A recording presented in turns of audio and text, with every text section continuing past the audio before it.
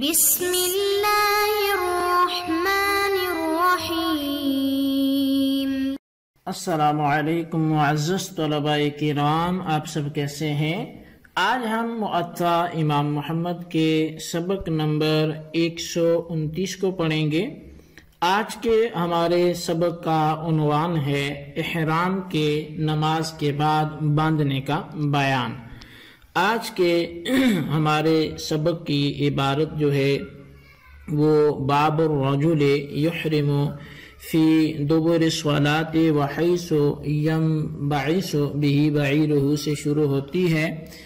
آج کے سبق میں اس باب کا جو ترجمہ یا مفہوم ہے وہ یہ ہے کہ نماز کے بعد اونٹ پر سوار ہو کر احرام باندھنے کے حوالے سے اس میں گفتگو ہوگی، چونکہ وہ دور اونٹوں کا تھا اور لوگ سواریوں پہ آتے تھے تو اب ان کا یہ انداز ہوتا تھا، تو اس حوالے سے جو احادیث ہیں اور پھر جو احناف کا اس پہ کلام ہوگا اور مذہب احناف کو امام محمد رحمۃ اللہ علیہ واضح کریں گے، اس کو بھی ہم سمجھنے کی کوشش کریں گے۔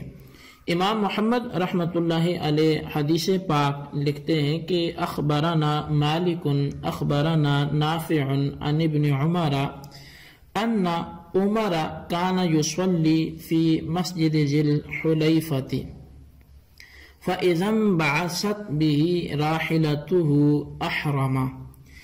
امام محمد رحمۃ اللہ علیہ بیان کرتے ہیں کہ مجھے امام مالک نے بتایا کہ وہ کہتے ہیں کہ مجھے عبداللہ بن عمر رضی اللہ عنہما سے حضرت نافع نے بتایا کہ وہ مسجد ذی الحلیفہ میں نماز ادا فرمایا کرتے تھے، یعنی حضرت عبداللہ بن عمر رضی اللہ تعالیٰ عنہما مسجد ذی الحلیفہ میں نماز ادا فرمایا کرتے تھے، پھر جب اپنی سواری پر بیٹھتے تو احرام باندھ لیا کرتے۔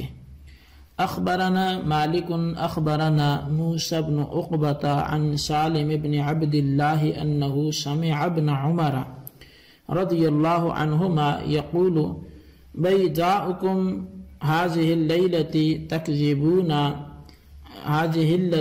تكذبون على رسول الله صلى الله عليه وسلم فيها وما أهل رسول الله صلى الله عليه وسلم إلا من عند مسجد ذی الحلیفۃ۔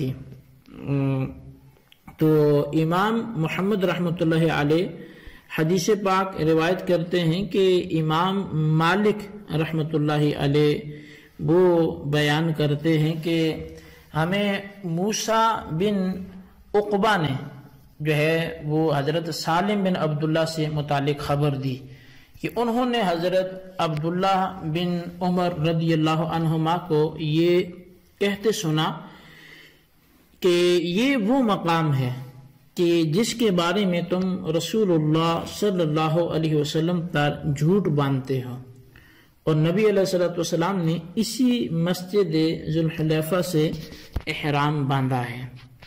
قال محمد وبهذا نأخذ يحرم الرجل ان شاء في دبر صلاته وان شاء حين ينبعث به بعيره وكل حسن وهو قول ابي حنيفة رحمة الله عليه والعامة من فقهائنا۔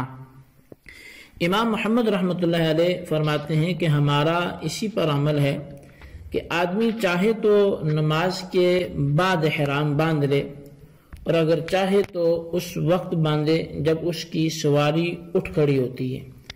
دونوں طریقے اچھے ہیں، یہی امام اعظم امام ابو حنیفہ رحمۃ اللہ علیہ اور ہمارے عام فقہاء کرام کا بھی قول ہے۔ تو اب اس حدیث میں ایک لفظ آئے احلہ، اور احلہ رسول اللہ صلی اللہ علیہ وسلم کہ حضرت عبداللہ بن عمر رضی اللہ عنہما کے حوالے سے فرمایا کہ وہ فرماتے ہیں کہ نبی علیہ السلام نے تو مسجد ذی الحلیفہ سے احرام باندھا۔ اب احلہ کا معنی احرام باندھنا ہے یا یہ معنی نہیں ہے؟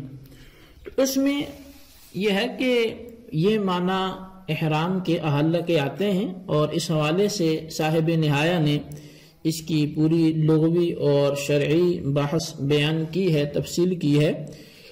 وہ کہتے ہیں کہ الاحلال وہو رفع الصوت بالتلبیہ، کہ تلبیہ کے ذریعے آواز بلند کرنے کو احلال کہتے ہیں۔ اور یقال احل المحرم بالحج، کہ جیسا کہ کہا جاتا ہے کہ محرم نے احلال کیا، یعنی اس نے تلبیہ کہا اور آواز کو اس نے بلند کیا۔ اور پھر فرمایا کہ یہاں چونکہ احل آیا ہے تو اس کے معنی کیا ہوئے؟ آواز کو بلند کرنا، یہ لغت کے اعتبار سے، یا محرم کا آواز کو بلند کرنا، تلبیہ کہنا۔ اور پھر یہاں پر لسان العرب کے حوالے سے اگر بات کروں تو وہ کہتے ہیں جی کہ جب بھی کوئی شخص آواز بلند کرتا ہے تو اسے استحلہ سے تعبیر کرتے ہیں۔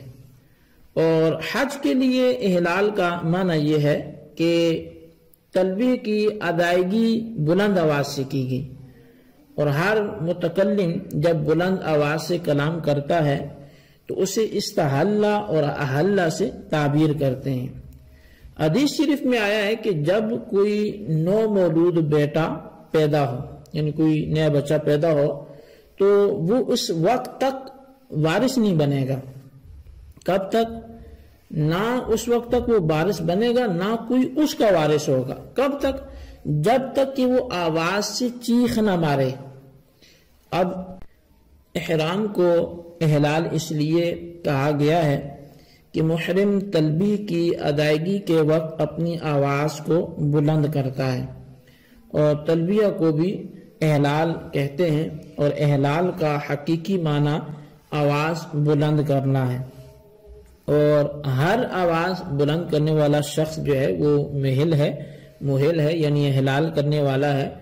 قرآن کریم کی آیت میں کہ ما احل لغیر اللہ بھی، وما احل به لغیر اللہ، تو اب وہ بھی جو آیت ہے وہ یہی مفہوم رکھتی ہے، یعنی وہ جانور جنہیں معبودان باطلہ کے لیے ذبح کیا جائے۔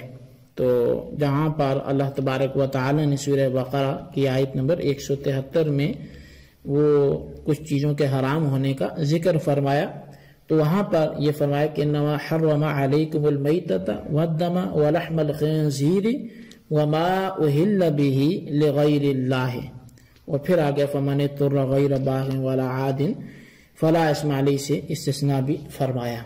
تو بہرحال جو وما احل به لغیر اللہ، کہ جو معبودان باطلہ کے نام پر ذبح کیا گیا تو وہ بھی حرام ہے۔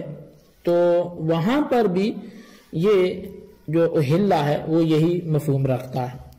یہ اس لیے کہ ان کو ذبح کرنے والا ان باطل معبودوں کا ذبح کرتے وقت نام لیا کرتا تھا، یہی تو احلال ہے۔ تو بہرحال کتب لغت سے جب احلال کا جو معنی ہے وہ آپ نے ملاحظہ کر لیا، تو حدیث جو ہے وہ زیر بحث جس میں یہ لفظ احلال ہے تو اس کو احرام باندھنے کے معنی میں لیا جائے گا، اگرچہ اس لفظ کا معنی مطلقاً وہ تو آواز کو بلند کرنا ہے۔ بہرحال اس لفظ کے معنی کے بعد ہم حضرت عبداللہ بن عمر رضی اللہ عنہما کے ارشاد کی طرف آتے ہیں کہ جس میں آپ نے لوگوں کو رسول اللہ صلی اللہ علیہ وسلم پر جھوٹ باندھنے والا کہا۔ اس کی وجہ یہ تھی کہ لوگوں کا نظریہ یہ تھا کہ نبی علیہ السلام نے مسجد ذوالحلیفہ سے نہیں بلکہ اس کے قریب واقع جنگل سے احرام باندھا تھا۔ حضرت عبداللہ بن عمر رضی اللہ عنہما کو چونکہ آپ کے احرام باندھنے کی جگہ کی تحقیق تھی، اس لیے فرمایا جو یہ کہتے ہیں کہ آپ نے جنگل سے احرام باندھا وہ نبی علیہ السلام پر جھوٹ باندھتے ہیں، آپ نے بالتحقیق مسجد ذوالحلیفہ سے احرام باندھا تھا۔ صرف اسی بات پر آپ نے یہ سخت لفظ بولے، ورنہ آپ کا یہ مقصد نہیں تھا کہ مسجد ذوالحلیفہ کے بغیر اس کے گردنواں سے احرام باندھنا ہی درست نہیں ہے۔ حدیث شریف کے آخر میں امام محمد رحمۃ اللہ علیہ فرماتے ہیں کہ ہمارے نزدیک کوئی شخص 2 نفل پڑھ کر احرام باندھ لے تب بھی ٹھیک ہے، اور اگر 2 نفل پڑھ کر سواری پر سوار ہو کر احرام باندھا تب بھی درست ہے۔ اچھا، اب صرف 2 انسلی چادریں اوڑھنے کا نام یہ احرام باندھنا نہیں ہے، بلکہ ان کو پہن کر احرام کی نیت سے بلند آواز کے ساتھ تلبیہ کہنے کا نام یہ احرام باندھنا ہے. یعنی بنیت احرام بلند آواز سے تلبیہ کہنا احرام کی یہ شرط ہے، خواہ یہ نماز کے بعد ہو یا سواری پر سوار ہو کر مکمل کیا جائے. بہرحال جی یہ ہمارا آج کا سبق تھا. اس کی عبارت ترجمہ اور اس کی وضاحت جو آپ نے سماعت کی اس کو اچھی طرح سمجھے، اس کے خلاصے کو اپنے رجسٹر پر لکھیں. اللہ تبارک و تعالیٰ سے دعا ہے جو کچھ ہم نے پڑھا سنا اسے یاد رکھنے کی توفیق نصیب فرمائے. آمین بجاہ النبی الامین صلی اللہ علیہ وسلم.